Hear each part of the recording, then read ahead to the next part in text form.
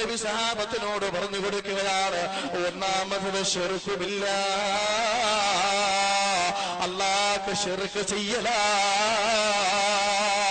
താൽക്കാലിക ലാഭത്തിന് വേണ്ടി അസുഖത്തിന്റെ പീഡയിൽ ഞെരുവിരി കൊള്ളുമ്പോ, പ്രവാസ ലോകത്തേക്ക് പോയ പൊന്നുമോന് ജോലിയില്ലാതെ പ്രയാസപ്പെടുമ്പോ, ആരെങ്കിലും പറഞ്ഞത് കേട്ട് നേർച്ചകൾ അല്ലാഹുക്ക് പോലും പൊറുക്കാത്ത നേർച്ചകൾ ചെയ്യുന്നവരെ, മഹാന്മാരായ ഔലിയാഇന്റെ സ്വഹാബിന്റെ ഖബറുകളിൽ പോയി ആ ഖബറുകളിൽ കെട്ടിവീണ് സുജൂദ് ചെയ്യുന്നവരെ, ആ ഖബറിന്റെ അടുത്ത് വിളക്ക് കത്തിച്ചു വെക്കുന്നവരെ, ആ ഖബറ് തൊട്ടുമുത്തുന്നവരെ, നമുക്കതിന് അല്ലാഹു അനുവദിച്ചിട്ടില്ല മോനെ.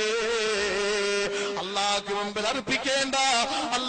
മുമ്പിൽ അർപ്പിക്കേണ്ട ആരാധന മഹാനായ ഉമർ ഖാദിർ റളിയല്ലാഹു അൻഹുവിന്റെ ഖബർ സിയാറത്ത് ചെയ്യാൻ പൊന്നാനിയിൽ പോകുന്നവരുണ്ടല്ലോ, സൈനുദ്ദീൻ മഖ്ദൂം റളിയല്ലാഹു അൻഹുവിന്റെ ഖബർ കാണാൻ പോകുന്നവരുണ്ടല്ലോ, മമ്പുറത്ത് മഹാനായ സയ്യിദ് അലവി റളിയല്ലാഹു അൻഹുവിന്റെ ഖബർ കാണാൻ പോകുന്നവരില്ലേ?